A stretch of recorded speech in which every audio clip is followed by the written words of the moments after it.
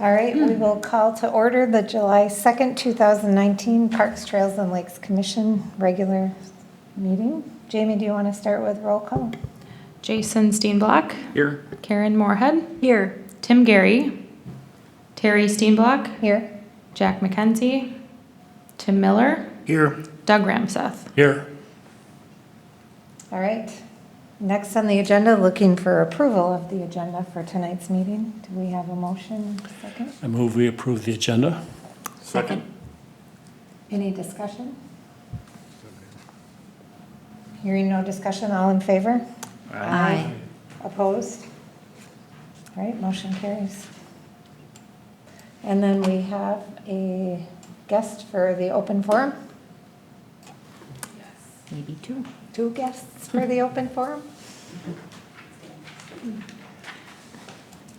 So we have Gary Lee and Robin Larson here for the open forum tonight. I assume we need to go over here. Very good. Chairman and Commission, we are representing the Forest Lake Area Pickleball Group that has in the neighborhood of 100 members, official members, that contribute to the supplies and the needs of the pickleball court, the balls and the first aid kits and things like that. So we're representing them tonight. And as you may know, pickleball is an extremely fast-growing sport, not only in Forest Lake, but everywhere. And we have in the neighborhood of 300 players that play regularly at the court. And so we try to tally up, the court, we have about 500 hours of people each week that play pickleball. So it is a very important thing for the community. And the other thing that's interesting about the Forest Lake courts is that it draws people from the whole area. We have a lot of people from Lindstrom and Hugo and Wyoming and Columbus. So it kind of fulfills that Forest Lake as a hub for its purpose as well. You may or may not know I'm involved in a couple of other well-being groups in the city of Forest Lake, one being Wellness 50 Plus and the other being Health Up. And both of those organizations struggle to find things that can help get people off the couch. Pickleball is probably the most perfect example of something that gets people active. It's really good for their health. It's good for their social life. We always say that we're 60% pickleball and 40% social. And for that reason, we are and have, and I've talked with Jamie about this at some length, and she's come out to the court and looked at our situation. But the fact that we have so many players and we can accommodate 28 that can play at one time, and we have, generally speaking, we have between 30 and 35 there every morning, and generally 3 times a week, a similar number. So what happens is that people are standing on the sidelines waiting to get in. And so we need more places for them to sit and socialize for that part of the game. So our request to you is that we would like to have you make a request to the Lions. The Lions is willing to fund, they've given preliminary approval for it, waiting for a written request from the city to furnish either 4 or 6 additional benches. As you may recall, the 4 benches that are there now they're designed for basically 3 people each. And there's 4 of them, and the Forest Lake Lions did furnish those 2 years ago when the court was new. And so what we're asking for is to have additional benches placed next to the current ones, because that not only does it keep the people together if we have more places for them to sit and wait and just rest, but it also can allow us to develop a system of rotating players. So in many of the other courts around the area, they have long benches, and then people sit and they move down to the end of the bench as it's their turn, as people finish and rotate. So it would also help us in that light. The other request that we have, and again, Jamie has been there, and she may also have a quotation for doing this, but when the courts were built, it turns out that dividing fences between the courts are a little too short. There's, I'm going to say 9 feet on each side of them, which allows the pickleball to go past into the other courts, and we're a little concerned. So far, I don't think we've had anybody with a serious tripping issue, but we're a little concerned about the safety of the players because the ball comes in from behind them. The balls go between courts on a regular basis, but they kind of come from the side and they're easier to call out and stuff. And when they go through that open area on each side, they end up going in the blind spot of the players. And so we don't want to have anybody get hurt. So that's our request, and we're happy to react to any questions or any comments that you might have if you want us to. So I know we have on the agenda later to talk about the pickleball benches, and I think that the pickleball courts, and I think the benches is a piece of that conversation later on the agenda, but I'm wondering if we have any questions for Gary. Yeah, I just have one in case you're leaving.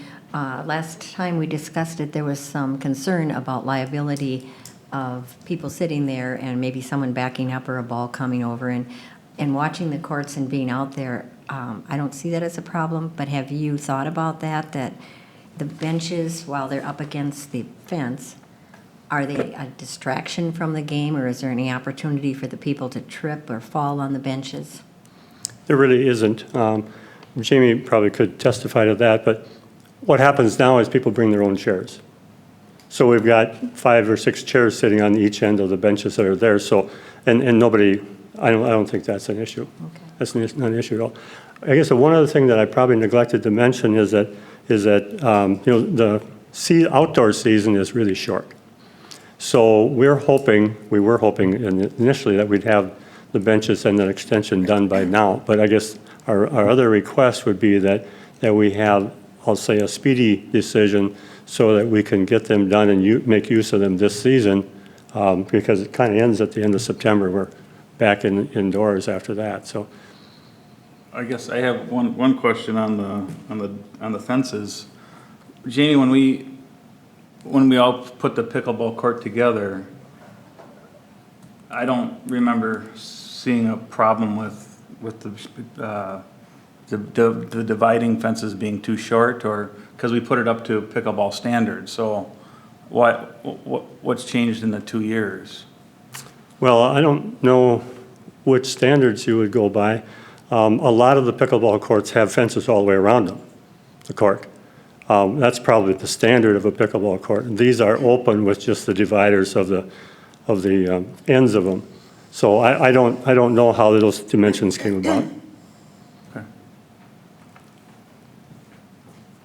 Any other questions before, and then we'll talk more about it when we get down on the agenda? Just want to clarify on the benches, they would be, so you guys all remember that it was a skating rink initially, and so we went with the 7 courts to make it fit. And so the 2 ends where the benches are is the wider part, so there's more opening, so that's where the benches would continue to stay on that side where it's open. The middle 3 courts, it's too tight there, and you would not put anything there because that would be a safety hazard. Thank you for that. Thank you. Is the Lions Club, are they prepared to pay for the benches and put them in if the city makes a request? Well, until the vote is taken, well, I wouldn't have a firm answer to that, but indications have that they are by the board. Okay. The board hasn't discussed it though yet, so this would have to come to the Lions Board for discussion and approval. Is Oh, that no, we right? have discussed it in many board meetings. And regular meetings in both. Without, and the dollar amount, I had submitted a request about a year ago for the amount, and because it was, we should have gone the other way around, requested you to request the money before we request the money. So the request has to start with the city, and then the Lions Club can react to it. So we should maybe take it offline, because we talked about it at the Lions meeting, at a meeting you weren't at, so we can maybe talk about it Okay. offline. Would there be minutes from your meetings when you have discussed it and talked about it? Should be. Okay, thanks. Thanks. Thank you. And come play pickleball. Yeah, we're also always recruiting pickleball players. Oh, get my knee better and I'll be there tomorrow. All right, so next on the agenda, we have the park permit for Premier Marine.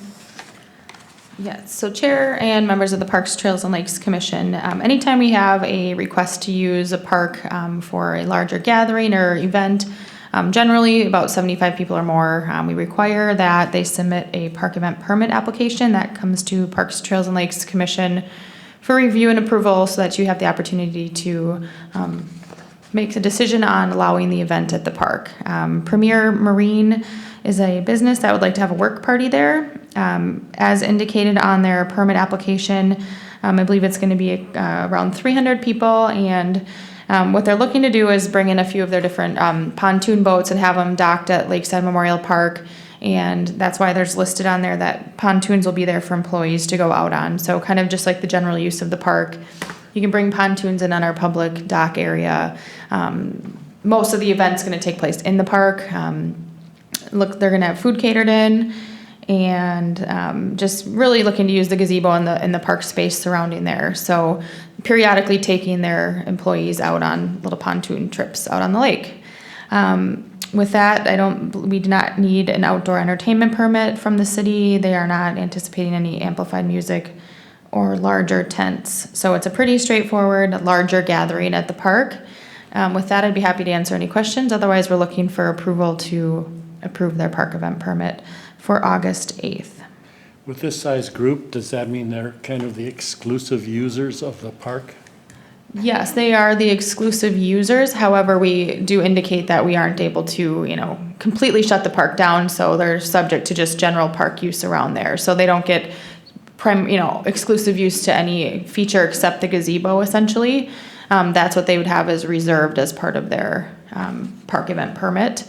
But otherwise, the park does still remain available for the general public use. But they will be the primary user group there. Karen? I didn't see anything about liquor use. Are they going to require having any kind of a liquor permit? I would follow up with them. I don't believe they're planning on having liquor in the park, but they would have to go through our deputy clerk and get a liquor approval on that and approval from the police department. Well, I would certainly move approval. It's good to have other people come in and see what we have to offer. So that's a motion That's a to motion. approve? Second. Any discussion? So go ahead. Yeah, I'm wondering, what time is it, all-day event, or did I miss This that? one, I believe, let's see if they had the date listed on here. It's a Thursday, right? So, Oh, it is a Thursday, okay. I would think it'd be after Generally, when work. we do allow, their fee is $150 per day. So essentially I can fine tune what time they plan on being there. And generally I do that with different user groups so I can staff park rangers accordingly. So if I follow up with them and know that they're only going to be there from noon to 6, I'll make sure I'm staffed accordingly during that duration. But they do have essentially the use of the gazebo for the whole day if needed. Sure. Jen, just to clarify, is the beach gonna stay open, or? Yes, the For the beach would public, remain yeah. open for the public. Okay. any other questions? All right, hearing no other questions, we've got a motion to approve the permit for Premier Marine for August 8th, 2019. All in favor? Aye. Aye. Opposed? Motion carries. I forgot to say abstain. Anybody abstain? Okay, I didn't think so, but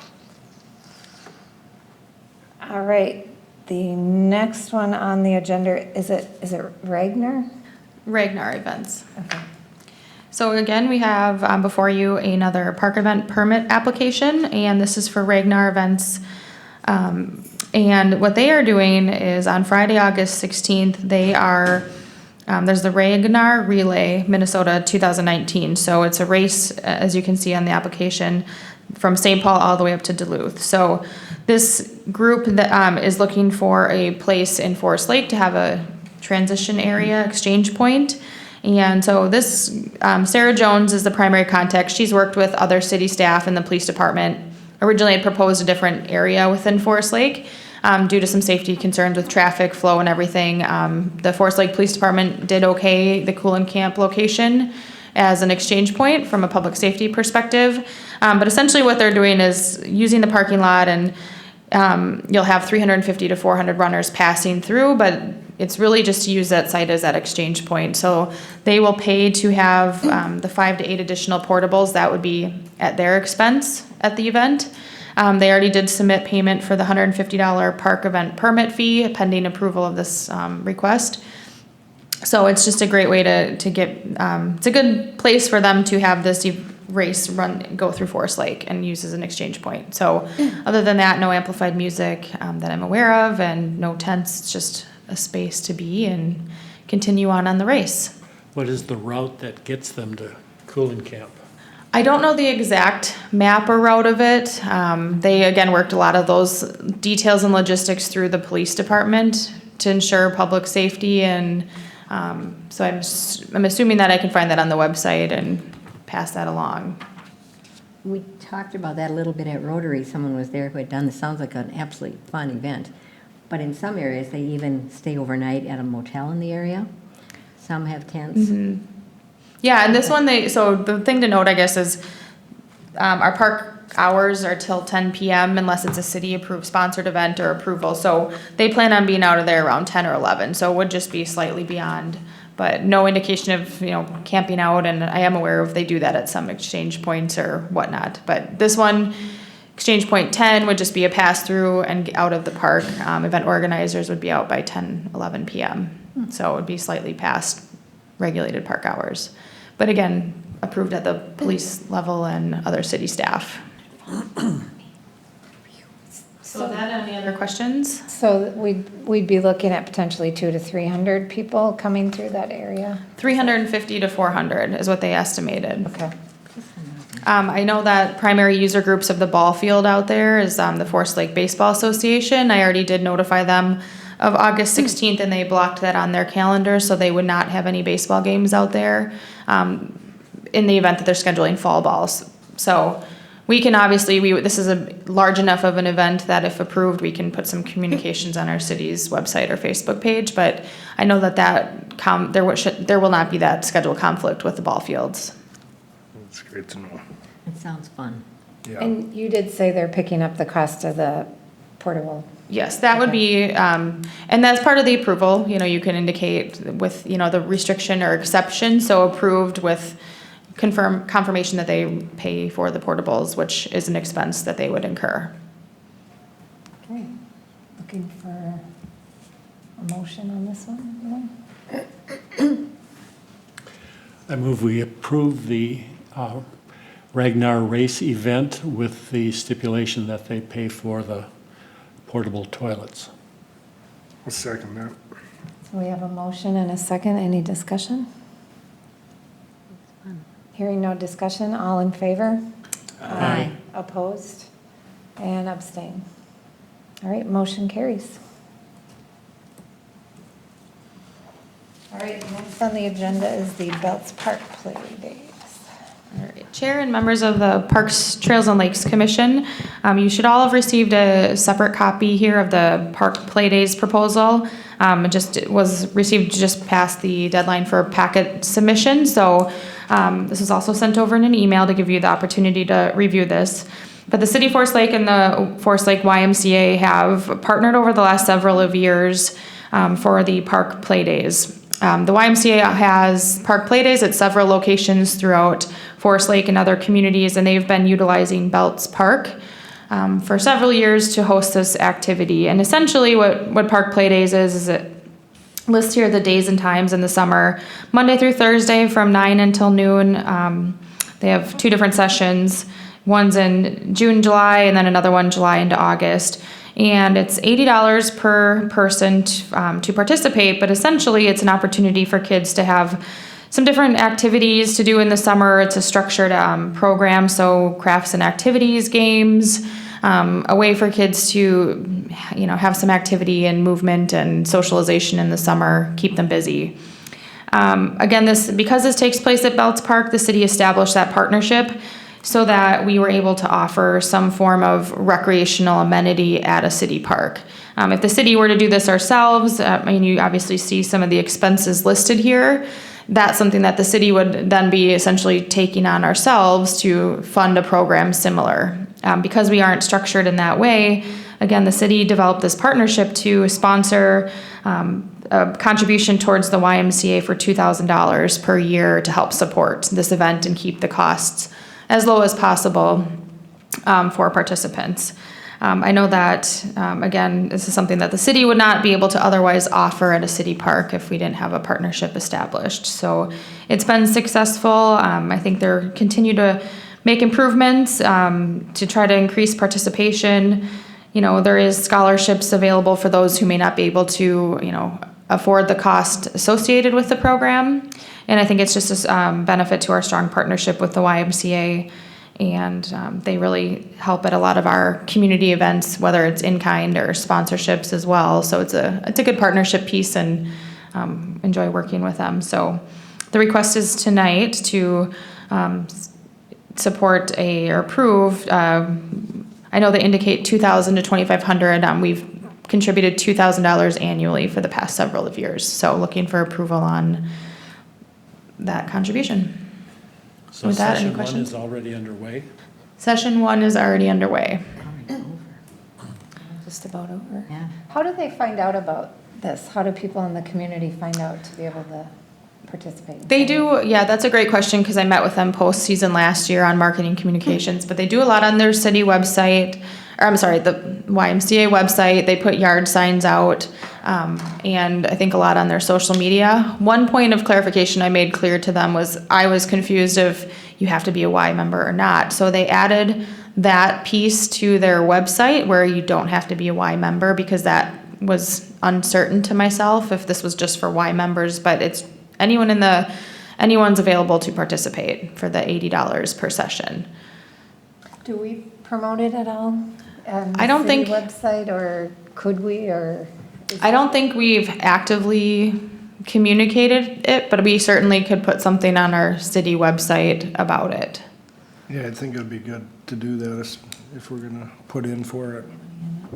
At least let some of the, citizens that aren't Y members, to have the knowledge of it. Karen, would Yeah, you? it's a win-win for everyone, and I'm glad to see it still going and growing, because in the beginning, that was the major problem, how to get kids aware of it. So I would agree that the city would have something on it would help. But I live right down the block from that, and I've seen the activity over there, and it's, so many kids today are just home for the summer, and they don't really have much structure, and so this is a really good place to be with really good qualified people. And I would be in agreement of keeping the partnership going. Yeah. And helping them advertise. Absolutely. Now, they're asking for half, and you said we've typically done 2,000? Yes, the past several years the city contribution has been the $2,000. Do we know how that's fared in regards to the ratio that they're looking for? I mean, has it typically been 8,800 and they get 4,000 for the fees, they have 4,400, so they're footing the bill for the 2,400? Do we have any idea of that? I think it's fluctuated a little bit annually, and I don't think that they're looking to have the city, pay, to make it a break-even event. I think they understand there's going to be some expense to that running that program. I think, it's obviously up to the Parks Commission to approve what dollar amount. I think, the budget-wise, we've been budgeted for about the 2,000 annually. I think there could be further evaluation on that if we wanted to for the future. But it's generally been roughly about the same, and they've accepted the $2,000 and haven't really had a larger increase in request. Does that answer your question? I mean, we haven't really evaluated it if they've always just, requested or. Yeah, I'm just wondering, depending on how, how big it gets and how many scholarships. It looks Proportionally. like they're giving out scholarships for need base, which is great, I think. That's helpful to the community, so just want to make sure that, 2,000 is supporting it enough. Is that what you're looking at? yeah. Maybe check every year and find out how it went and what they have. Because I know the Y Scholarship Foundation is helpful in helping all the kids that can't otherwise participate, so. That's great. I believe we need an action Are item on you this. looking for a motion from somebody on this one? I'll move that we keep the partnership with the YMCA I'll for the second. park program, And At what dollar amount? the 2,000. Okay. So the motion is to keep the partnership with a $2,000 contribution? Is that right? And I'll second. Okay. And, Discussion? yep. Can we see if, for our budget for next year, that we consider increasing the amount that we would contribute toward this? Yes. Good idea. Okay, any other discussion? Hearing no other discussion, all in favor? Aye. Opposed and abstain. Motion carries.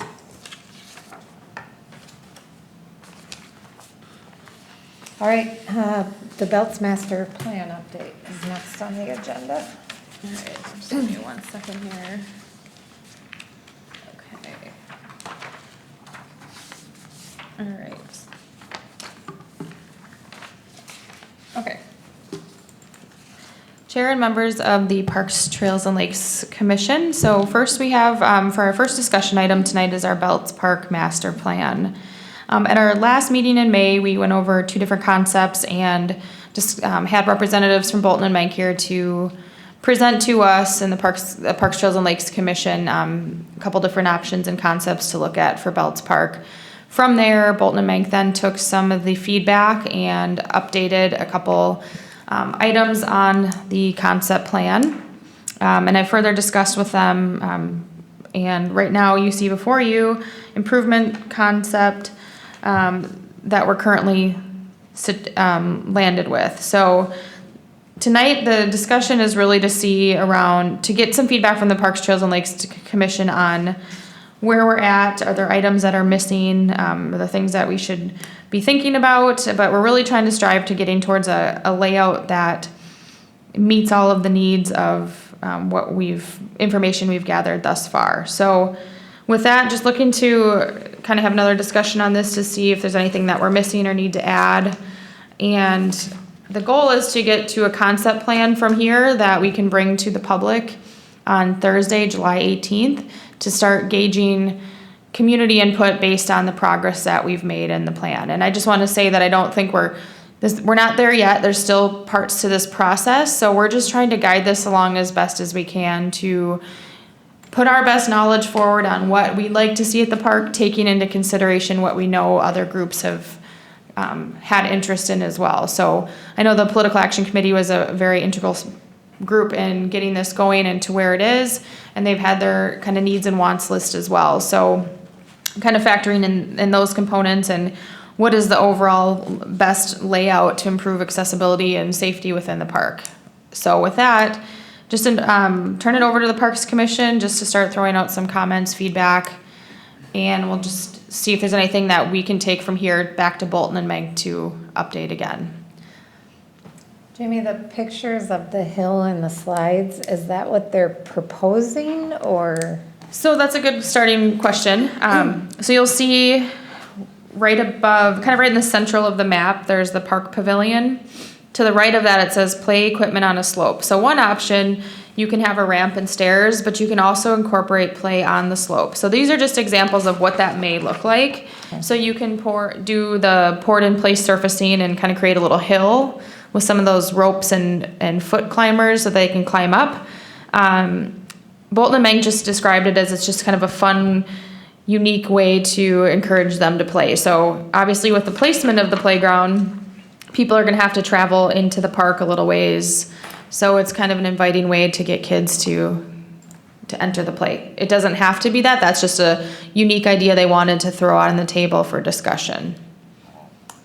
Does that help clarify what that would look like? It does. I was in Indianapolis and they actually had that concept and I took some pictures of it. One of the things they had on the hill where the slides are, they had a wider slide and it had kind of some concrete filler, for lack of a better term, on the others, on the sides of it. And it almost looked like it could potentially be also used as a sliding hill. So maybe we could share those pictures with you afterwards. But a lot of activity on the climbing hill there with the nubs. That's the technical term, right? The nubs coming Yeah, out of the, yeah. It's, what do they call those for the rock climbers? I do not know. But there was a lot of activity at this park, so it's interesting to see this diagram because it looks very similar to some of the functionality they had there. And I think it's great too that it incorporates the high schoolers' want for the kind of the ninja training and the alternate play for the older kids. So I think that's a step in the right direction. Karen? I'm glad to see that as well, because I want to not lose that aspect for the high school kids to have something to do. But I'm looking at this, and I'm looking at my little kids now, and what area would they have? And this, again, is just a drawing or an idea, I know, but, you know, I'm thinking of the tinier kids. Would that work for them? That playground should still be there, right? The playground would be there, and this hill here with the The playground that's there now? there's a Well- playground in the drawing right up here Right. towards the top. So would that be similar to what's in there now? That playground? So I think that the specifics of what equipment we're selecting, what pavilion structure we'd select, and, you know, which companies or contractors we'd work with, I think some of that's kind of in that next step Okay. coming up soon, but that is a good question because we wouldn't want to lose sight of that. But making sure that there's a small, like a 2 to 5 structure, a 5 to 12 structure. Right. That tetherball was a request of the PAC committee. And then a ninja training session is really, I mean, that's kind of your 13 to 16, really any age. I mean, you could see adults training or practicing on that as well. So that's just off in its own separate area. I've seen a couple of those and it really doesn't require a significant amount of space. It's pretty simple. So I think that would help accommodate some of that challenging items for the 13 to 16 or so range and Is beyond. there one around here that I could, go see? Does anyone know Tetherball. I haven't, of other balls in my backyard? I take it out, kids smashing their heads and they're hitting that thing. But the ninja thing Is and, it Golden Valley or? well, Golden Valleys is more of the challenge course. And we talked about in the May meeting that might be too big of a draw, too much of a draw for what we could accommodate with parking and amenities. So that I think was no longer carried forward in the concept plan. I think I have seen some videos that I can share, but it's, a smaller area that it has maybe some monkey bars or some kind of challenging monkey bars with maybe a wall you have to climb over that might be a little more difficult. And I don't know if you've seen the show, American Ninja Warrior, but it's obstacles like that are a little more challenging and unique, not your standard monkey bars, but it's kind of built so you go from one obstacle to the next and try to complete them all. and this did go by the high schoolers that worked on it. You just said they have looked at this process. Well, they've been a part of, like, some of the things that are on here were related to the feedback from them. So the tetherball, the leaving in the tennis courts was another example. Volleyball. The volleyball courts. Okay. Have we had discussions with the softball, baseball people about one of their fields going away? We've talked a little bit with the Baseball Association, and I think they actually have a need for, I believe, a 10U field. So they were interested in further improvements at Cooling Camp on another field. And so it was brought up to them that we have the opportunity in this project to make one of the fields a really nice premier 10U, let's call it. I don't remember what age group it was, but they do have a need for a really nice field for a particular age group. So they were very interested in exploring that as part of this project.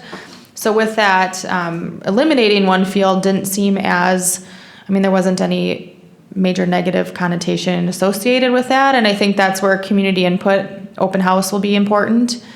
So Jamie, is this the ball field that we would do the improvements on or one at Cooling Camp?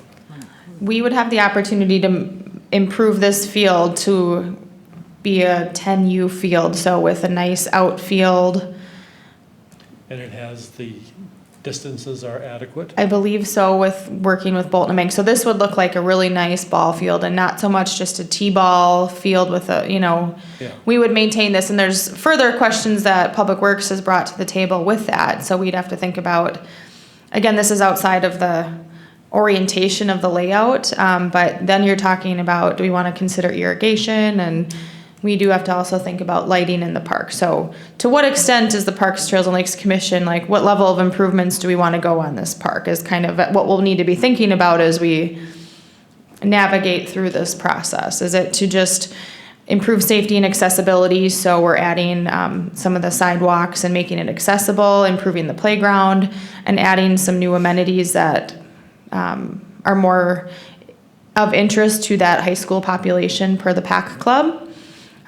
So those are some things we'll want to continue to think about as we move along. But I think having the one ball field would be a really nice ball field that I think would be included in our scheduling and use of the fields. Jason? One other question I have is we did put the ADA ramp in there. Is there going to be a little kind of a swing or something that we could put in there for people in wheelchairs or, Yeah, so that ADA ramp would be, because there's that slope there, that would be so that people in a wheelchair, it makes it wheelchair accessible. So people would have a ramp to access that upper level essentially of the park. There's that small slope there. Because right now, you're unable to access that. And then the conversation would fall into the playground equipment selection. So what is that gonna look like? And to make that ADA compliant or, take that I think we have the opportunity to make that even more inclusive, more unique features for inclusive play. And I think that would be a big tie-in to the grant opportunity with the DNR. The accessibility piece is really important there. And that would be a good tie-in as well with the Rotary donation. Yes, absolutely. The surface is going to be redone, though? It won't be Correct. so that'll be easily. I think the basic, you have a couple options when you do an inclusive playground. The preferred is the pour and play surfacing, which we did down at Lakeside Memorial. That's really the only true wheelchair accessible. By the books, you can also consider wood chips to be ADA compliant, but they have to be, compacted and installed properly and maintained. So wood chips are also ADA compliant, but not as user-friendly, obviously. So, Well, and again, the parking is such a problem. And I see that we haven't really done anything different. Now, 11th is being redone. I heard a rumor that the parking is going to switch to the other side. Is that true or not true? I don't know for certain. I'd have to follow up, but I also heard comment on that, but whether or not it's a valid comment, I'd have to check People in. don't have to cross the street to get to the park. The Right. parking's I on believe the wrong originally side. it was striped on the wrong, it shouldn't be striped on the current side that it is. So hopefully that's improved with this new A really- project. That would be a really big improvement to have that on the other side. And as it relates with parking, I'm working with our city attorney on a draft agreement with St. Peter's, so hope to reconnect with them shortly here after the 4th of July holiday. But from those who, I know Karen and Doug were at that meeting, it seems like they're pretty receptive to some form of partnership. And that's why we've not included parking into the park at this time. Obviously, we'd have to finalize a formal agreement with them on that. And we'll tie that into these discussions. Is there still a bathroom in the pavilion? Yes, That will really help your negotiation a lot. right.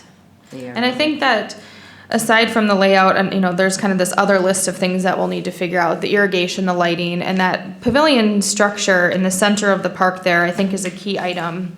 And we'll really need to start looking at the details of that.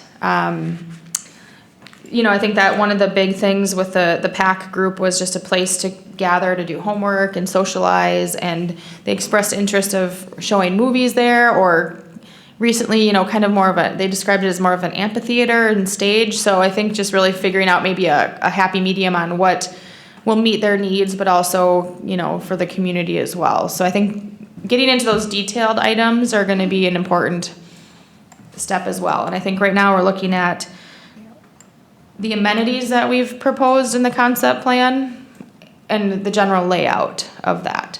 And I think as we've gone through this, Bolton and Mank had made it clear that, for example, with the playground, you know, if we shift it even a little bit to the right or move it any other location, there's obviously gonna be a pretty big expense with that.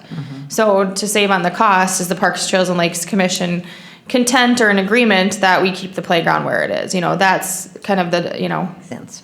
that may make sense if, you know, it's still, now there's gonna be access to that playground via sidewalks throughout the park, so it's gonna make that trudge into the park a lot easier. You know, right now, people have to push strollers and wheelchairs through the grass, essentially. To that effect, I'm wondering what the expense is to move the basketball courts to the other side then? To the other side, meaning the hockey rink and basketball courts? Because, right, I think one of the original thoughts was to keep it all up where we already have at least a start to the surface. And then Right. now, I mean, I guess what's driving the cost difference from moving the playground area versus, you know, and then just extending that basketball court area over versus moving the basketball court and hockey rink? Yeah, and unfortunately, I know the next step with Bolton and Mank is the cost analysis once we kind of nail down a little bit more of the layout. So they're gonna provide a cost analysis next in this process. I think that the intent with the multi-use sport court that you see labeled as hockey rink and basketball courts, I think the intent was then now you're offering actual hockey in the winter, and then in the summer months, that's the basketball courts. Where we have the tennis and pickleball courts in the upper quadrant, the surfaces there for both pickleball, tennis courts, and the basketball courts are cracked pretty significantly. So I think we've been just filling cracks, whereas they really need to be fully redone. So there's going to be some costs there.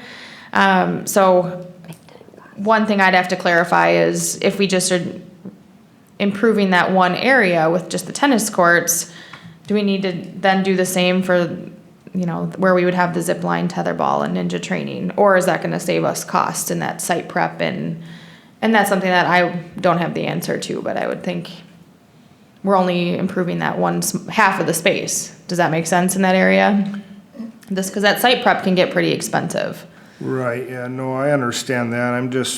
I'm wondering what was driving the comment that it would be very expensive to move the playground area if we're gonna, you know, looking at resurfacing to solid surface or something to that nature anyways. I think as you're where the just, difference is there. yeah, I think I mean, my assumption, and again, this is something I'd have to follow up with Bolton and Mank, but I'm assuming because you already have that, you know, it all cut out, that you're gonna have to tear up everything and just to shift it and then reset it all. I mean, just to do that, however many feet, is that worth the expense to do that? Unless the Parks Commission really has interest in moving that playground to a completely different area, you know, maybe on that lower level. Yeah, I just can't recall what that discussion was, why that, you know, moving the playground versus some other piece of it was. Is it to get the full basketball courts? Because I know one of the plans up at the top didn't allow us to have Yeah, like- 2 full courts, and I'm not sure if that was Right. why. So if we, Down here allows for full courts. if we would need to shift the playground down if we wanted 2 full basketball courts up there. See, I think this layout would be viewed very favorably by the PAC. I think it includes the issues and the amenities that they were looking for. And personally, I think this is I don't know how much it'll cost, and that's probably the major factor in the decision, but this is really, in my way of thinking, a very nice layout. Yeah, I agree, and I think we're maximizing the use of the space by using some of those slopes there. When you're looking at, in addition to the PAC's feedback, community feedback, there's been a lot of feedback for a sledding hill, so we can promote that there. You've got the additional, you know, tennis and pickleballs. If we can address the parking with St. Peter's, that's a big piece covered. Also, I believe Leela uses this park quite a bit. And so the addition of additional picnic areas, I think may be a benefit not only for them, but for the community as well, because especially if we end up with something covered here that has restrooms and has the ability to rent out. Yes, I think we don't know the cost yet, but we also have some potential revenue opportunities, small revenue opportunities at least, and. The other thing that I see on the playground where it's located now is it's farther offset of the road. So if the kids did get away, they have, mom and dad can grab them a little bit faster and not worrying about if it's so close to the road. One of the things that Father Bodine was interested in was the boulevard trees. And I think that's an issue for them. They wanted to know who's responsible for the boulevard trees on South Shore Drive, because those trees are in fairly bad shape and have branches hanging from them. So I don't know if you were able to check with the.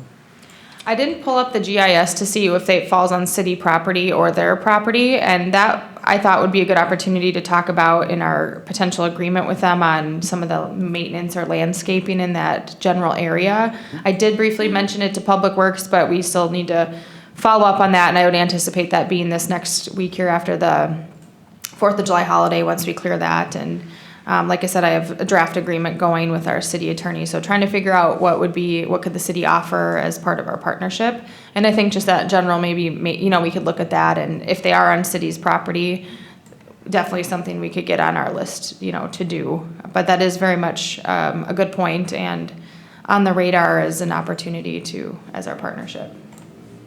So even if they're not on the city, we could still work that into the partnership, because it seemed to be quite an issue too. I'm glad you brought that up. I kind of forgot about that.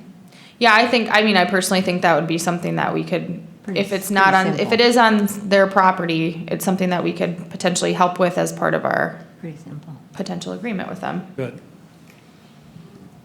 So any other comments or feedback on the layout? So Jamie, July 18th is the community. Yes, July 18th, and we went with 5 to 6:30 p.m., and that's going to be at Belts Park.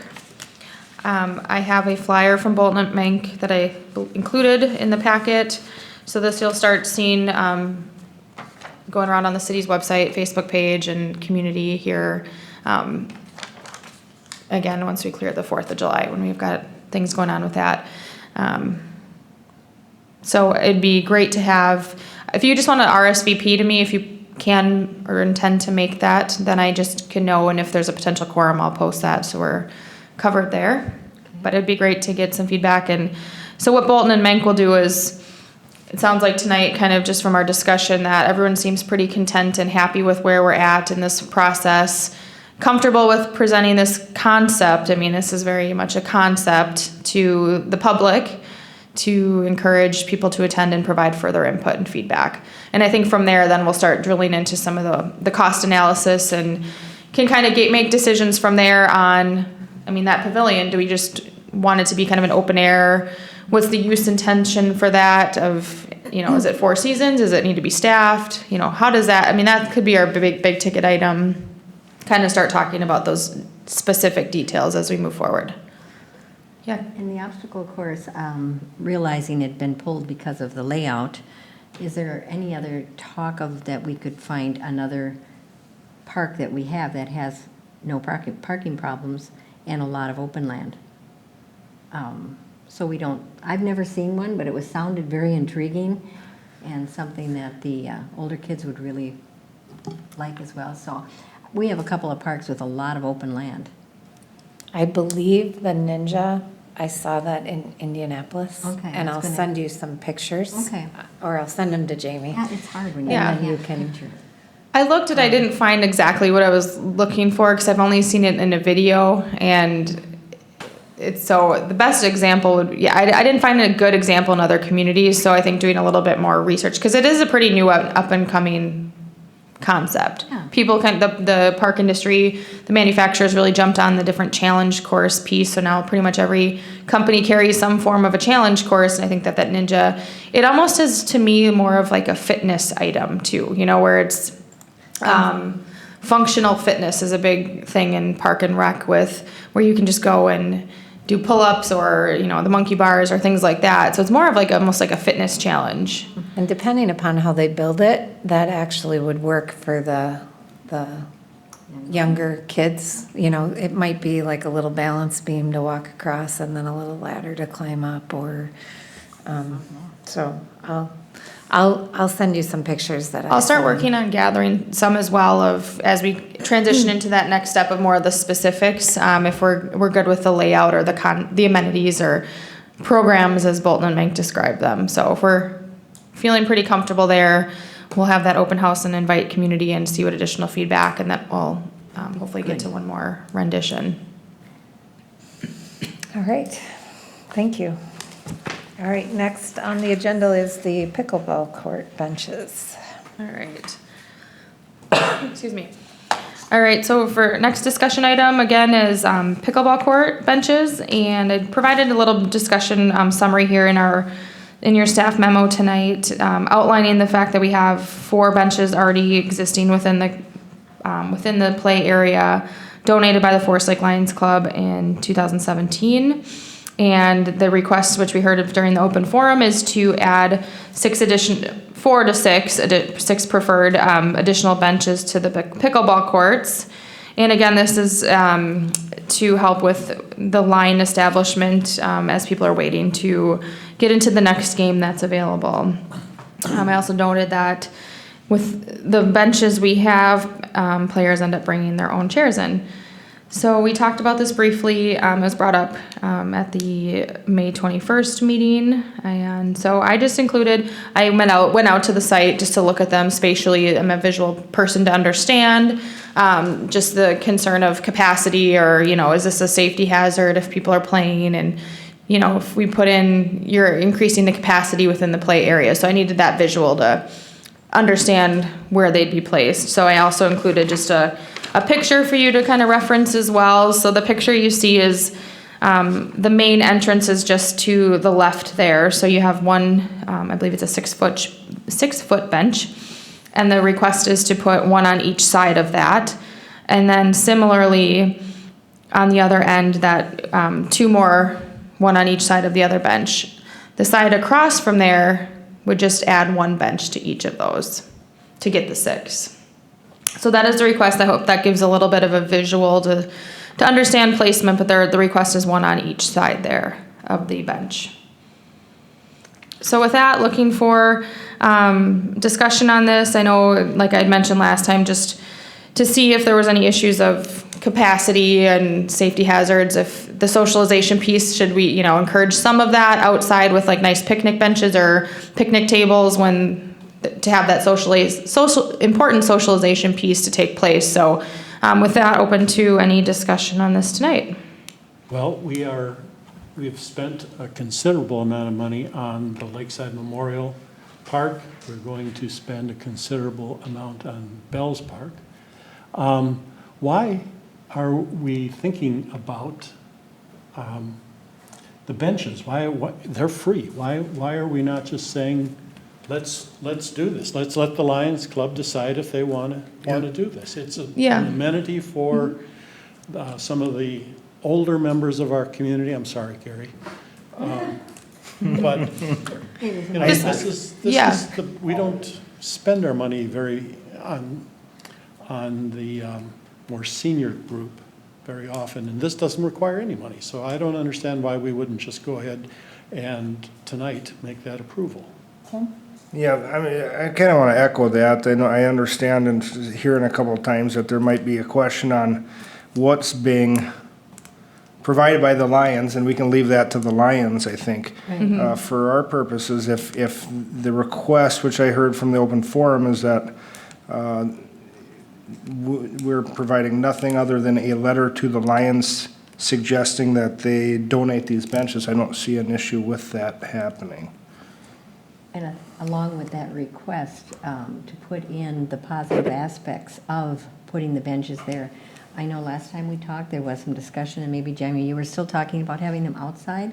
And being in the pickle group, I don't think that would be what they're looking for. When he explained today, pickleball players, they go in and out a lot.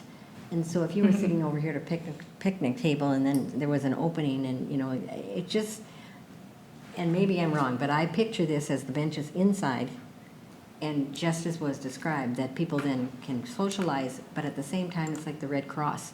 You know, you sit in line, and as your number comes up, you move down and move down. And I too, when I read this, I think, why wouldn't we let them at least discuss it and maybe want to put the benches there?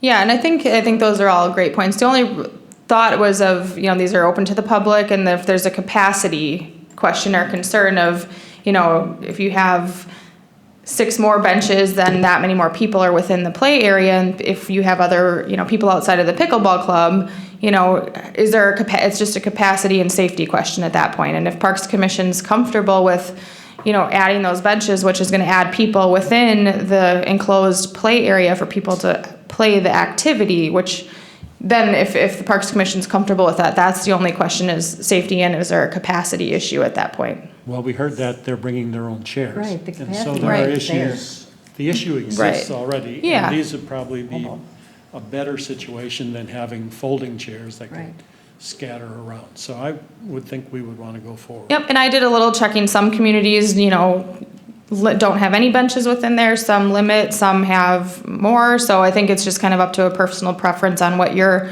comfortable with approving or having in there. You don't want to get to like a rules thing of, you know, maximum capacity, but you do have to think I'm just thinking from the safety perspective, if there's a medical emergency, and if you're encouraging, you know, we aren't going to enforce a capacity limit, but a lot of some facilities would have, just like a gymnasium, anything else, you know, would have a potential capacity. So that's the only thought for the commission of, you know, capacity and safety. And if you're comfortable with adding the benches, that's, you know, that's the decision tonight or discussion. I'm very comfortable. I think we're just having the people sit down. I don't think we're necessarily going to bring in truckloads of people that aren't there already, either with their chairs or standing up along the sides. If you go out there and see them all standing along the sides, that's not very comfortable for I think our. capacity is self-limiting. I don't think you're going to have 60 people standing there if they're going to play for 5 minutes and then Right. have to, you know, stand around again. So I think we should move forward. Yep. So my only concern is we've talked about strategic planning and coming up with a list of priorities that we have. So when we did our brainstorming session, I know we've put it on hold until the city council is done with their strategic planning, but when we did that brainstorming session, there were several items on that list, and I guess for me, the question becomes, could $4,000 to $6,000 result in a fishing pier off of one of the lakeside dead ends that we're not currently using? Or if we had all of the items available that we were going to look at prioritizing, would this come to the top of the list? And that's my only concern. Or are we interested in making investments somewhere else? Are we suggesting that that would be an alternate to the Lions' potential funding? Is that what I'm hearing there? If we had Lion members or other organizations that wanted to make a donation, that list would be what we would go to and say, okay, this is next on the list. We'll put your donation towards that. This is next on the list. We'll put your donation towards that. If we wanted to go out and ask for sponsorship from organizations like the Rotary or the Lions, or, you know, would this be the top of the list thing? Or do we want to wait until we do the strategic planning and come up with that priority list and then look at where we're at and make an ask or apply donations that we get? And that's my only question. I think So. that's a valid question, but I don't think that's going to be a possibility. This is a club, and maybe they will or maybe they will not get the request granted. But very seldom do you come up with this amount of people that are wanting this particular thing and asking. So if you put it out there that, you know, I'm gonna raise some money, but it might go for what I'm interested in, or it might not. I just think we have an opportunity to let the Lions discuss this and decide. If the Lions say no, do you still want the benches? Well, of course I would, but then we'd have to look at your budget and if there are other things in line. I'm kind of new to know what's in line and not. But I've often said that they needed more benches. And being of an Okay. age where it's hard to stand, I would still think that. But we'd have to look at another funding source then. Here, we have one to at least discuss or look into. Okay. When we started with the pickleball court a few years ago, we were able to get that whole project done. And I kind of think that we've got the pickleball court in there, we've got use out of it for 2 years now, plus. And now we're working on Lakeside and we want to work on Belts. And I think we need to kind of work, and we finished one, and now we got to start on another one because our funding, just with parks, we don't get that much, and we want to utilize all of our funds as best as we can. Would we put it towards lights at Fenway? Would we, that's my only question, is kind of tagging on that same concept. Is this where we would prioritize it? So, looking for I a think this motion, is and a, then we can open it up for discussion? It's a discussion item tonight. Oh, it isn't? So, Oh, okay. yeah. Sorry. Yeah, I think I've heard from a couple of us that I'd like to see the discussion go on with the Lions to see if we even have a valid item to discuss. And if they say no, then we're back to the drawing board and may or may not even be interested at this point. But I would not want to miss the opportunity of having a chance to have them donated. So it sounds like, oh, go ahead, Doug, sorry, I didn't so as interrupt. a discussion item, this means that if we want to go forward with this, we have to wait for another month? Whenever we would need the Lions approval. So I think from the discussion standpoint tonight, we're discussing it to see if there's the consensus or interest in pursuing this request to the Lions on behalf of the city for pickleball benches. So if, it sounds like most of the group is interested in at least pursuing the benches. So if now I think this is where it goes to the Lions, and if it's approved at the Lions, then it goes on our agenda for approval. I mean, and if we even need to do that.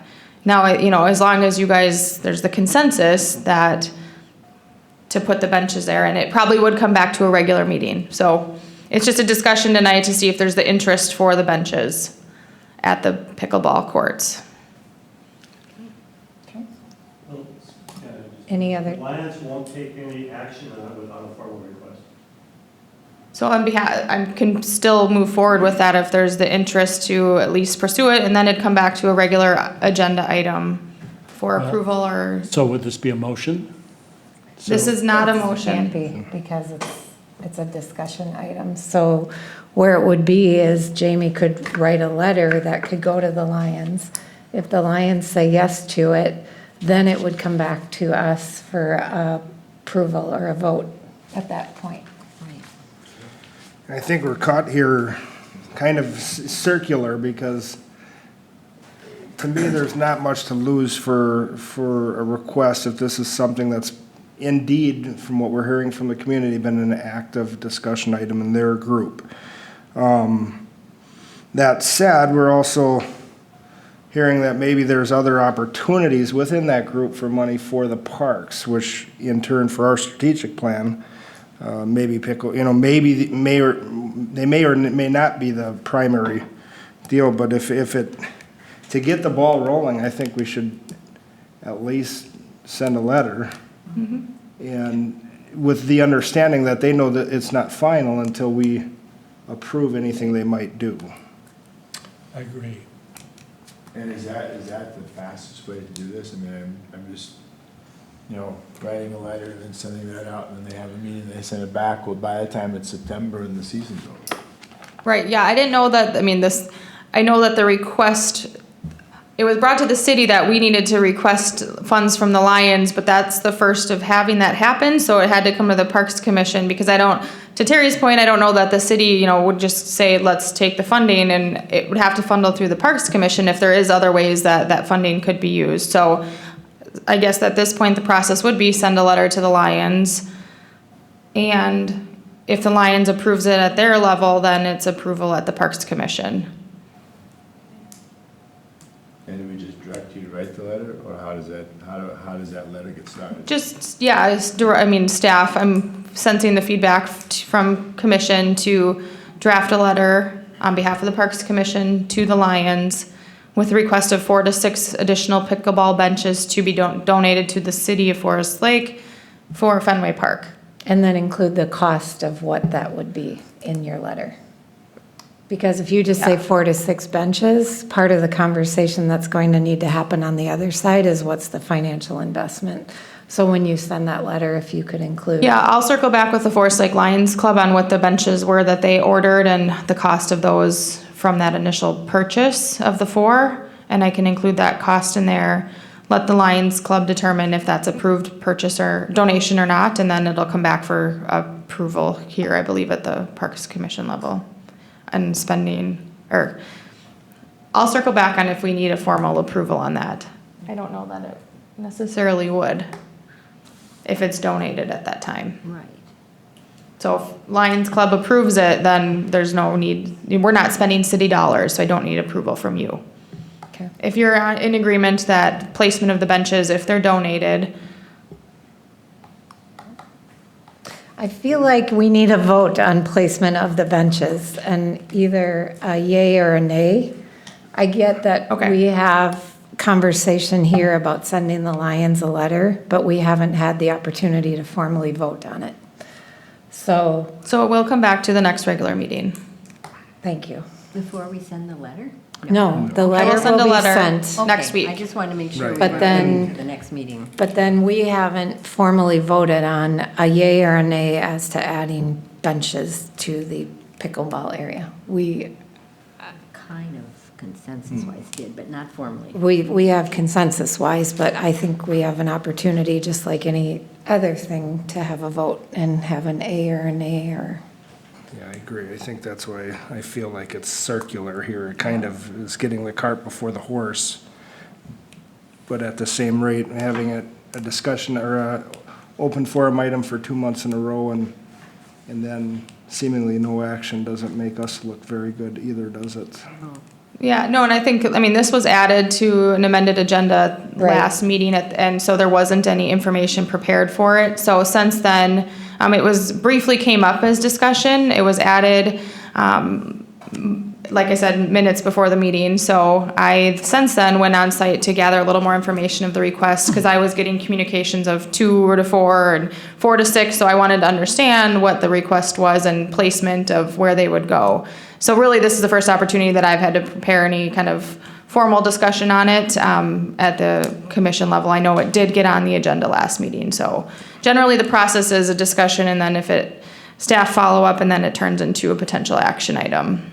and there's no liability concerns with having permanent benches in there versus temporary. I didn't ask our city attorney. Some communities don't allow benches, some have rules to their pickleball courts of different capacities, so I don't think there's any significant liability. It's just Okay. if there's the concern of having that many people within I know people are bringing benches or chairs in, so there's still more people there, but then you take a step back and say, okay, do we need a capacity or not? And you don't want to start enforcing rules and all of that piece to it as well.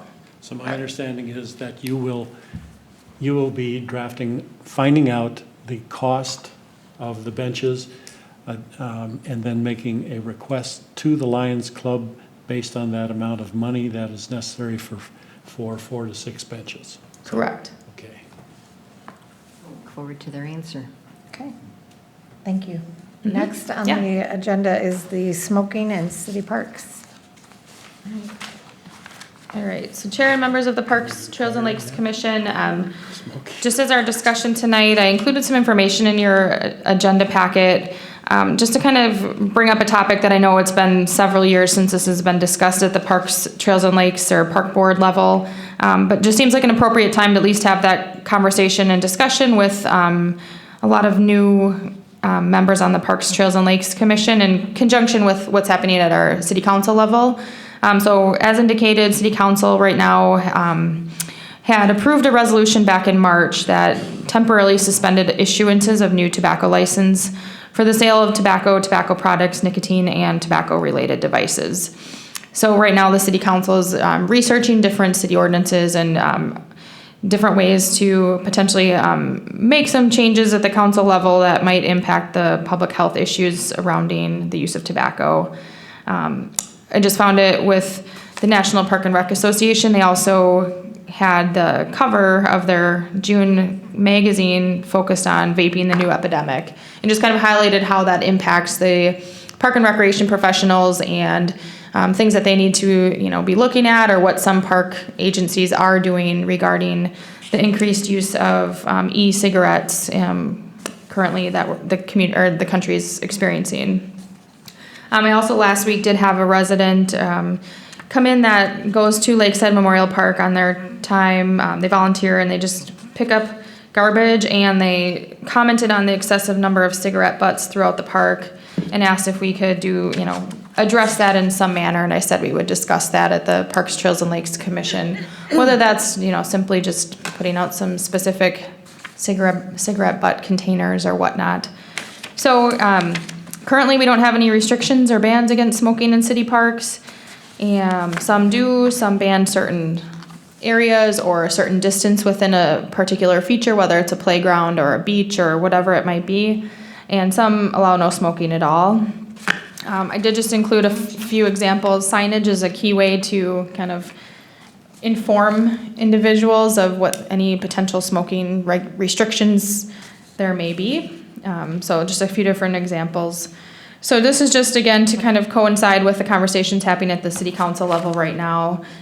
Just thought it was a good item to discuss to see if the Parks, Trails and Lakes Commission would like to evaluate this topic further and consider any changes to that, or if we're comfortable keeping our policy as is, which is we don't have any restrictions and smoking is allowed in city parks.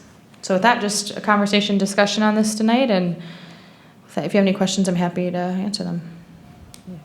Yeah, well, currently, do we have any cigarette disposal receptacles within the parks? We do not. Okay. For a matter of transparency, I guess it did come up when I was on the board previously and gave it a lot of discussion and a lot of thought. But the one evening when a grandpa came in and said that, he takes care of his grandchild and they smoke at home, he wouldn't anticipate smoking in a building, but he wouldn't be able to bring his grandchild because he sits and has a smoke over here while she swings over there. And I just thought to myself at that time, it's open air. People do have different restrictions on their homes as far as smoking, of course, but in an open air situation, so I kind of tend into that, to fall into that, not having a ban on smoking. But since then, things have come up with the vaping, so I'm interested in hearing from the rest of you a new conversation on it now, because I was against it before, and now maybe you can change my mind, or maybe you agree, I don't know. From my standpoint, I think to put something in play here, I always look at how are you going to enforce it? And is this where we want to allocate public safety hours towards trying to enforce if somebody is smoking in the park? And how would we,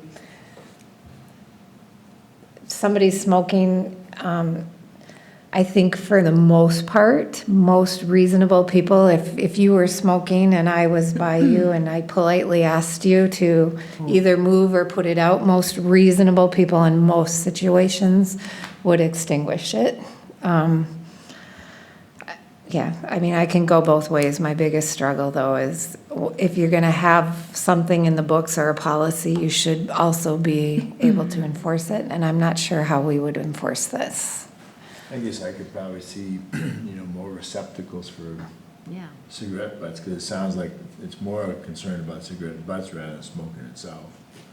You know, so, and I don't know if, you know, there seems to be Eagle Scouts floating around, if maybe an Eagle Scout would do a community service project and put or build or whatever, you know, cigarette butt receptacles, I think that'd be a good deal.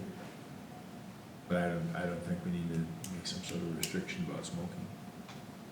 Actually, even up at Arts in the Park, I don't see many people smoking. I don't either. I mean, I don't see that much at all.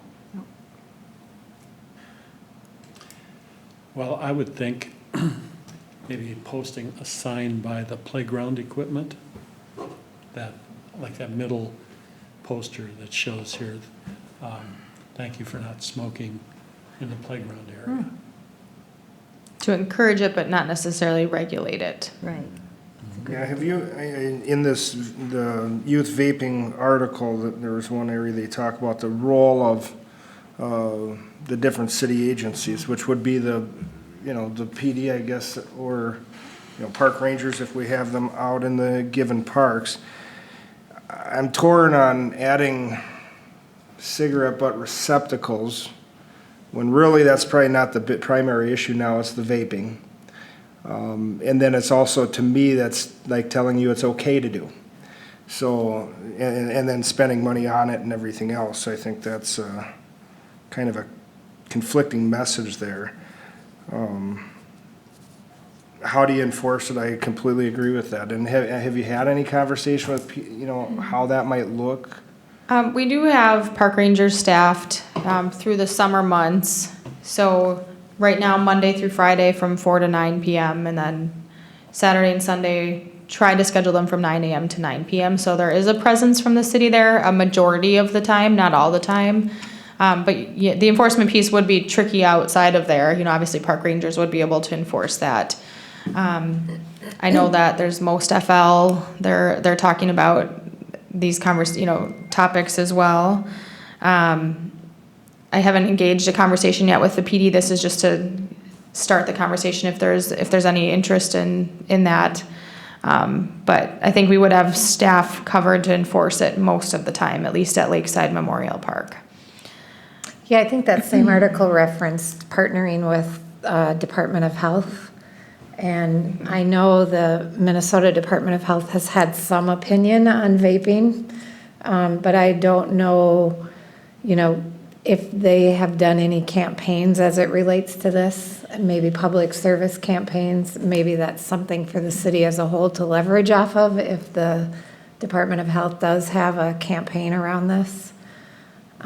That might be another avenue, but I would say not just limited to the parks, maybe limited to, if that's something that city council is interested in, as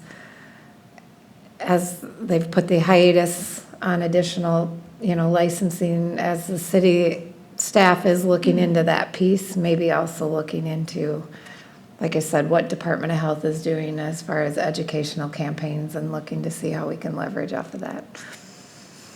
That sounds good. I have two thoughts that just went by. I love the middle picture here. And by a playground, I think it's very nicely says what we want to accomplish without being hand over. And as far as the little receptacles, I can go either way on that, but I know at the state fair, it doesn't tell me it's okay, but it tells me, thank goodness you're gonna be over there. And so, you know, again, I could go back and forth on that, because now at the state fair, they do have no smoking except in the Certain smoking areas. areas. So I don't know, but it's too bad, but we But, certainly can't. yeah, it's a good point. I mean, and it would, you know, you don't want to be seen as alienating a segment of population for any, you know, particular grounds. It's usually not a good thing, although this one, probably many more now will agree it's not good in and of itself, but, so I tend to agree with you there. Kind of like the dogs, you're in and out. Some are allergic to dogs and they think it's really sad that we have dogs and they don't, you know, people don't pick up, and other people are thrilled to death that they can bring their dog on a leash, so. Hard to make everyone happy. That's a great point. So from this, would it be fair, do you want me to just do a little follow-up summary of what some potential enforcement options would look like, connect with the PD on that. Terry mentioned the public health and see if there's anything that we could leverage there. Just a little, take it one more step just to kind of see where we could land with a potential further discussion on this with a little more information provided by staff. Is there anything else specific that you'd be interested in? Yeah, I would think it'd be interesting to know if the research is out there, what, with these smoke-free zone signs, that as the deterrent and enforcement itself, how much does that cut down on, what they're seeing on, I don't know if they can judge that, I guess, quantify that would be tough to do, but, maybe they see a reduction by 80% of tobacco use in the parks when they just put up signs. Well, maybe we're looking at the enforcement piece a little too heavily then. Right. So, and I don't think you necessarily need an enforcement piece to it. If you have, a request to have a smoke-free area around our playgrounds. And if somebody says, well, I have to smoke, I can't help myself, and my grandchild won't be able to come to the park because I have to smoke, well, then I guess that's a decision they can make. I agree. I think that there's a difference between a sign and an ordinance. And an ordinance needs, in my mind, if you're going to put an ordinance out there, that says that you're going to enforce it. If you're just putting up a sign, that's a completely different. But along with that, when you do put up the sign, everybody has different expectations. So there will be some community members, if they see somebody smoking there, they will call and complain. It'll either come to the city or wherever that may end up. And so I think we need to know what our plan is when somebody does call and complain, because their expectation will be, there's a sign here, somebody was smoking, I want you to enforce it. And It doesn't say they can't, though. Right, but that's the reality of the world we live in Would is. that be the answer to the person? Right, that yep. We don't Yep. have an ordinance, and we're Yep. trying our best to have people be responsible? Yep, and I just think that we need to be prepared for that. Question? And be prepared if they're disappointed in that. And, yeah, I think the other piece of it is, we talk a lot about inclusion in our parks and in our community, and whether we like it or not, people who smoke and vape should be included, just like everybody else. So as we think about it from an inclusion standpoint, or not ostracizing somebody that does this, what does that look like and what does that do? I mean, I completely get both sides. There is a significant health piece here, and there's a significant, impression on the children, but I'm just trying to balance both sides of that. And what does that look like? And is there any research, like Oregon is on here, or is there any research on how you make sure that those people don't feel excluded either? And what does that look like? I can speak a little bit to the research. That's kind of the work that I do, public health.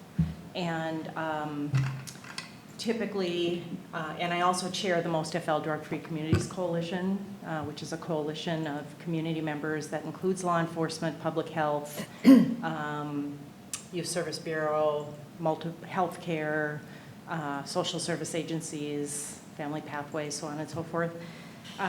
When we look at prevention strategies, policy systems and environmental strategies tend to be the most effective. Education is very important in preventing youth substance use. Changing kind of perceptions around social norms in the community, all strategies that we utilize with our work with Most FL. Reducing access for youth is a huge strategy within the community, but the policy and the systems and the environmental strategies really rise to the top in terms of effectiveness around prevention strategies. So they're really number one at the top of the list, policy being first and foremost, but environmental strategies like signage are also really effective. It sends a message, to your community that these are our community values. And this is, we want, a healthy environment for our young people to play, for our children to go play. And we recognize the health dangers associated with this. So signage can be a really effective strategy. Thank you. Thank you. So with that, I have enough information to do some research, follow up, put some more information together for you to further the conversation. Just to summarize and the discussion, it sounds like some favoritism or some interest, I should say, in exploring some potential signage for playground areas or within city parks. And we'll look into a little bit more of some of the policy or the restrictions and making sure everyone feels included and we're not ostracizing groups of individuals. So I will get together some more data and information as directed here and follow up at our next meeting It'd be on great. I that. wonder if it would make sense to throw a survey out on the city Facebook page on feelings for smoke-free parks. Yeah, that's a great idea, and I Kind of get an think, idea what the community thinks about it as a whole. and we even have the Belts Park opportunity open house, that might be a great opportunity as we're talking about that park in particular, but across the board, across the city, we can try to solicit some specific information around smoking in parks at that meeting as well. So thank you all. Work on getting that. All right, Lakeside Memorial Park Playground grand opening. All right. It's getting closer. Yes, very close. The park improvement project at Lakeside Memorial Park is officially complete. As of this afternoon, the surfacing component was completed. We just had a couple weather delays again this week with rain on, it's what, Tuesday today? Sunday and Monday. There was some rain delays the last couple days. So it's complete. It just requires 24 hours to have the poured in place surfacing cure. So that puts us to tomorrow afternoon. I'm just finalizing details. I'm going to be looking at like a soft opening tomorrow afternoon. Haven't set a time yet, but we're looking at it probably about 4:30 or so that we should be able to remove the fencing, which then would allow it essentially to be open. So what we're here to talk about is that step one is it's opening tomorrow afternoon. I don't really have any programmatic activities planned around it, other than just getting some pictures of it being open. So if there's any thoughts or discussion items on that piece for tomorrow that you would like to see happen or not. Otherwise, once I take that fence down, it's gonna be open and available. And then secondly, then turn it over. But then secondly, looking to discuss kind of what we'd like to do, timeline, and what you guys would like to do, if anything, for an official grand opening after the 4th of July. So kind of those two separate items, if that makes sense, tomorrow, and then an official grand opening after the 4th. So with that, comments, feedback, looking for some direction on what you'd like to see. There were some neighbors over today, and I was talking about that because they were asking if it's open, and I had heard that we may be discussing what to do, just to not just walk on there.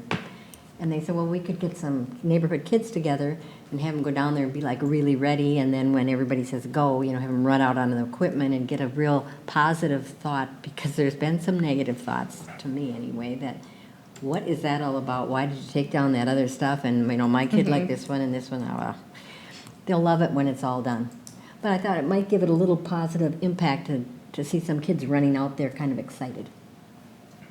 But For tomorrow, for correct? tomorrow, yeah. Right, okay. But maybe it's not necessary if you're planning a grand opening too, so just a thought. Open to anything which you guys would like to see. I do think it would be nice just to put a posting out on the next, we could do next door as well, but Forest Lake Happenings, just to let them know that it's available. Yep. So we'll do a post on the city's Facebook page tomorrow. I already talked with internal staff. We just wanted to make sure that the message was out when it was complete and done. And Yep. I've been on the phone quite a bit today as we've gotten through that final step. So we will put something on our city's Facebook page, and I know somehow, some way it'll be at the Forest Lake Happenings page eventually. I don't manage that page. So there will But be when a you- communication out tomorrow morning. When you do it on the Forest Lake City page, we can post it on the Forest Lake Happenings. Yeah, And then, most of the content from city parks or city government page ends up being shared there, so somebody else can certainly do that. I think for the most part, people have been pretty good. They're excited. about it to be opening. So I think if we can get it out there, I think if we know it's gonna be available at 4:30, if we know that for sure, if we share that, I think there will be people there. Yeah, I there's, was just gonna ask, is it a 4:30 start? Can't be a 3:30 or? It would be this, I'm waiting to get that final 4:30. I might push it to 5 o'clock just so I feel comfortable, just because it finished at 4 o'clock today. So I want to allow that 24 hours. Themed Concepts is going to bring over a couple nets. It can open as is right now. The only thing missing are just a couple nets to attach. So like I said, up until today, this meeting, I've been working through the final logistics of that. It can open as is if Themed Concepts can't coordinate to be over at 4:30 tomorrow. I know we're right up to the holiday weekend, so it's kind of tough with that regard. But as soon as I get that final time that we can open, that's what I'll put on our Facebook message tomorrow. So I should have that by about 10 a.m. tomorrow to feel good about 5 p.m. it's going to be open. Okay. yeah, I was by there Saturday and it was looking great, but I did talk to a few people. There was a lot of grumbling about, oh, it's still not open. I heard that a couple times. Yeah. So then I engaged and, discussed it, and there a little frustration, but it's really more about the excitement of it. So I think the more we can do to get it out to the community that it is gonna be open, and especially have time for the 4th of July, it just works out perfect at that. I think we'll lose that animosity real quick. once Yeah, it's open. and I did, I know that there was mostly good, but some kind of frustrations, but there's quite a process that goes with this, and unfortunately, we did have to spend more time and resources this time around in the installation because how it was installed previously caused the issues to the playground that resulted in why we were even here and exploring this. So that surface preparation piece was critical to the installation, and you need more than just one dry day, and we had a rainy May, so we did get behind in that, and then obviously it's from there we've been able to make some pretty good progress. So I was optimistic with the tight turnaround, but again, you can't control the weather, and so I think there's a lot of excitement around it. From what I've seen, people have been watching, and that looks really great, and hopefully it's well received by the community. It's definitely more inclusive for a lot of different user groups. So I will get that. I will email the commission as soon as I hear word of. I'm leaning towards a 5 o'clock to the community just to have a little buffer time and not be up to the wire, but we can look at, in that messaging, maybe encourage people to be at the park in advance and be ready for the official opening. First one on this, whatever. Yes. Be fun. And then it's- secondly, like a larger official grand opening, is that of interest to the commission? If so, any thoughts on making a little more of an event out of it and bringing in Themed Concepts and doing like a ribbon cutting piece to it? I know we did that at the last project we did with them. So just if there's any interest in that, I'm happy to explore that. Any interest in that? It's fun. Yeah, I think that'd be fun if we could do something and kind of bring the good vibe to it. And I guess one option would be considering Tuesday, July 30th as Kids and Family Night at Arts in the Park. So that could be a good tie-in to make some announcements and highlight that and feature that at our Kids and Family Night. That's usually a pretty well-attended event, a lot of people there. It's far enough away to give us a little bit of time to organize a few details around it and what that might look like. Do you want to shoot for something like that and make a little thing of it at the Kids and Family Night for who can attend? Everything's working by then, and Yeah, I wouldn't be opposed to that. They can have some time to tweak anything if they need it, but Okay. So shoot for July 30th? Tuesday, July 30th, we'll do a little something around in promoting it and can throw out a few different announcements and make it official. Perfect. it was very neat watching them put that port Yeah, in place down. It was. But I doesn't sat it and look watched for it. pretty? Yeah, it's so bright. It's so bright, yeah. Very bright. it's gonna be good. All right, any more on that topic? No? All right, Arts in the Park. Just a brief, I'll get through these updates here fairly quickly, being that we do have a holiday approaching. Arts in the Park, I just wanted to give a brief update that we've had 4 scheduled weeks. Our first week did get canceled due to severe watch in the area. There were some pretty nasty storms in and around the Forest Lake area, so that was canceled. Communication to all vendors went out by 2 o'clock, so we had 1 vendor show up, which is, I thought, out of over 70 of them, pretty good. So everyone was like grateful that happened and no complaints or issues from that. The second week, we did have rain up until about 4:15. We did keep it on as scheduled. Ended up being a beautiful night, and we had the farmers' daughters performing and pretty good attendance given the rain. So that went well. And then the following 2 weeks, we had Elvis, and then last week we had the Church of Cash, and both nights were very well attended. I think Elvis probably 700-800 people, and then Church of Cash, our music promoter counted at least 1,000 people in and out of the park. So Wonderful. it was a really well-attended event, so I think a good investment there, and things are going well. I haven't had many issues or concerns, just an update that so far so good, and keep you informed on where we're at with that. No arts in the park tonight given the holiday, so we'll be back July 9th, and I've been working with, in partnership with the Hardwood Creek Library, so we're gonna start introducing just a few different nights as we're able to. July 16th, they're gonna, starting July 9th through July and August, they're gonna be there again and doing their pop-up library. We'll soon start the Pop Club, which is the free produce program. We're just waiting for the produce to come in a little bit more. But they're gonna do July 16th a teen night, where they're gonna have a teen activity more focused to teenagers. They're also going to do kind of a craft night tailored towards adults later in August. So trying to work with them on adding some new and different activities as we kind of transition into that second longer part of Arts in the Park. So stay tuned on that. It's kind of a work in progress, but we'll just promote it as we have on a nightly basis. So with that, if there's any questions or concerns. I mentioned to Terry tonight that Woody would like to have a spot on the agenda in the next Okay. meeting, just to come and say hello, and if he could be at first on the agenda, he could run right back to the park. I will follow up with him and get him on there. Okay. All right, beach complaints. I'll just introduce this and maybe turn it over to Terry for a little more elaboration. I know that we strive to have a clean, safe environment at Lakeside Memorial Park, and I know that sometimes our beach areas is an area of concern or question to residents or beach attendees. I know initially in the spring here, there was some dead fish commented on, and just some weeds in the area. So we do have park rangers that pick weeds when they're there. They get picked up by Public Works. They pick up any dead fish, rake the beach. So I think some of that is, those are the steps that the staff takes as we do beach maintenance and whatnot is on their list of things to do, and they keep up with that. There may have just been, if dead fish wash ashore in the morning and we don't have staff at the park until 1 o'clock on a Sunday, for example, then there's obviously that gap. That's a budget item.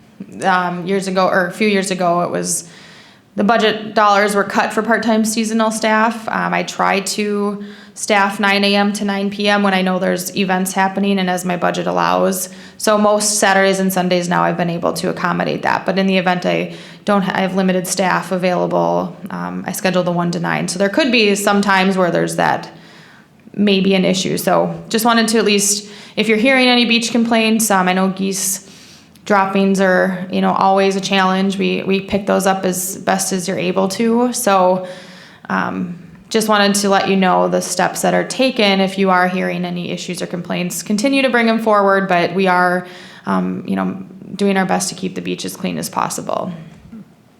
So any comments from commissioners? So there were complaints about the dead fish and the condition of the beach. I know we were out there this weekend looking at the playground as well, and there are a lot of weeds washed up on the beach. So I'm not sure if there's a way. We've heard the Beautify Forest Lake Committee is interested in doing some things. Would this potentially be some volunteer opportunities outside of hours when there's park rangers available to maybe look at that? we think about signage, this weekend, there was a garbage bag full of garbage on the beach. People had tray covers from vegetable or fruit platters were on the ground. There was clothing on the ground. It actually was disappointing to see, because I think all of us as members of this community have an obligation to help keep it clean as well. So if we look at signage, I don't know if cities have had any luck with reminder signage to help play your part in keeping it clean, but I took pictures from this weekend and like I said, garbage bags, and so I know that there's some complaints about weeds on the beach, and I think it's great. I think we do need to help educate the public on what the park rangers are doing and what the staff is doing. But then I think we also, I don't think there's anything wrong with asking for help from the community. If you see something, pick it up, or if there's some signage there as well that could help as we explore signage. So I'll just throw that out there. At one point, there was an adopt a park, like the Rotary was looking at adopting one of the parks, and that would be a way of having them responsible for going through every once in a while. I don't know, maybe the Lions do that too. But having different groups adopt the park might be something to think about again. Yeah. Yeah. I think it helps understanding what we're doing now, so thank you for sharing that. And I think we can post that back on the site just to say, here's some things that are happening. So that helps me. That's why I wanted to bring it up, because I Sure. did see the complaints on the Facebook page, and then. Yeah, and I think the weeds washing up, I mean, that's obviously pretty much a daily thing, and I don't know if that's even to a bigger conversation that I've heard a lot about the weed harvester and what does the Yeah. city as a whole do to maintain weeds in the lake, and so that could be a whole separate conversation that might help with Yep. at the beach. But that is an everyday, ongoing deal, and I think that from when people maybe have started having some complaints come forward, we also hire a full-time park maintenance staff at Lakeside Memorial Park, and I think that individual started that following Monday from when complaints had come in. So full-time staff, Monday through Friday, they're at the park doing that beautification piece. So you've seen new mulching, you've seen the beach maintained a little bit more, but until we had that individual, park rangers aren't staffed in the morning on a weekday. Does that make sense? So if they're not in on a Monday till 4:00, and we don't have that public works coverage or availability, that's kind of at the part of the season where the water's cold and you're not having as many people there. But during the peak of summer, when you would expect warm temperatures, heavy use of the beach, that's when I think that maintenance plan kicks in more with additional staff. So I think there was just that, maybe there was 1 or 2 nice days or some kind of transitional phase there potentially. So that's how it works with city staffing of the beach maintenance, if that helps clarify or just inform you of.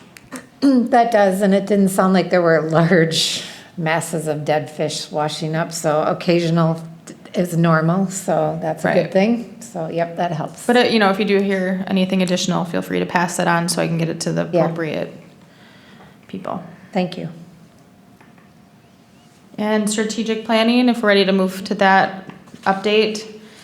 The City Council is undergoing strategic planning, so they've selected a company to work with, and City Council and city staff had a preliminary first kickoff meeting for strategic planning last Wednesday evening. And the group that's leading this and moderating this process for the city took us through a little bit of a vision planning session where we all kind of were able to highlight some of our visions and goals for the community. So I'm not going to elaborate too much because I want you to have your own experience at one of the upcoming workshops. But think big and think visions of what you would like to see for the Forest Lake area. We have this next Wednesday, I believe it's July 10th, and then the following Wednesday, July 17th, are the 2 community open house workshops to go through the same process. I believe they're beginning at 6 p.m. 6 to 8 p.m. up in the community room. So hopefully, if you haven't heard of it yet, you can attend one of those 2 sessions. From there, then the city council with city staff will reconvene again the following Wednesday, which I believe is July 24th. 17th? 20? The next week after. Oh, after the 17th. And we'll kind of take into consideration and see what feedback was collected. So the update for, the Parks Commission is, I know we've put a lot of planning on hold to align with the city council's strategic planning process, so that's underway. And even just to Karen's point about the Adopt a Park program, I know that that's on our activities list of work plan, so I think that would be a good goal or objective for the Parks Commission. So we'll get there in that process as we follow the city council here in the month of July. So I would anticipate us having the opportunity to really digging into our goals and objectives and align them back to what's established at the council level. So, Thank you. Any updates from anyone? Again, I was sharing with Terry that a gentleman who lives right behind, oh, help me again, Windy Trails, Windy No. something. The one off South Shore. He has a Sherwood, not Sherwood. Shady Shades of Trails? Shady, Trails. thank you. I'll get that through. He would like to have an opportunity to meet with us to see if a neighborhood group could come together. They really want to clean that place up, and they think having some neighborhood help would be a good idea. And so I was telling Terry that at one point, the Eagle Scout had put a wonderful trail in there and beautiful hostas. And the idea was to have a bench or two, maybe the Lions would like to donate them, but have bird feeders and just have it be there, hardly any children in that area, and what are they go to Belts. So have it be more of a quiet walkthrough, meditation, but not expensive, but a bench and a bird feeder, and have people just enjoy the area. So Terry mentioned maybe he should come and give his spiel at the meeting, so I'll have him come at the next meeting. Good. Yeah, it was beautiful at one time, but they rode their bikes in it and dug holes in it, and oh my goodness, it was terrible. Police were in there a lot, so clean it up. Jamie, I was looking at the June National Parks and Recreation magazine, and there's a conference coming up. And there was a couple topics in there. One of them about engaging teens in the parks. I don't know if we have the ability to, after the conference, request copies of the presentations, or if we can make a connection. I thought that one might be, since we continuously hear, we've got the little kids and the teens, and how do we engage them? I don't know if that's a possibility to do that. yeah, I believe I can certainly look into that. A lot of the content on the National Park and Rec Association website, you can request, or there's a lot of webinars that I attend, but you should be able to get the content from that or some form of presentation. Okay. So I'll check into that one specifically and see when that was coming up. Didn't know if there was like a website login or something where the presentations are afterwards or something, but I believe Okay. as all of you being members of that, you should be able to create your own username and password to log in, and then, so I'll follow up with Okay. you on that. All right, But you thank you. should be able to log in. thank you. And then, yes, you should be able to see if there's a webinar or request course materials, so Okay, I'll circle back. thanks. When is that conference? It's September, I think it was. So you're talking about the national Yeah, conference? it's either the So end of August or yes, sometime in September. Baltimore? Yes. this year's in Baltimore. So that's like the big national conference that a lot of park and recreation professionals attend. So I don't know if I'll be attending or not, but that's the national conference. I believe this year they actually may have like an online package you can purchase to have that virtual experience of it if you can't physically be there. Obviously, physically being there, you get to look and see everything and participate in the whole kit and caboodle of everything they have to offer. But I do believe on the online website you can purchase like an online package for that conference. Okay. Thank you. So. All right, anything else from anyone, or a motion to adjourn, or hang out together? Make a motion to adjourn? So move. All in favor? Aye. Opposed and abstained. All right, thank you.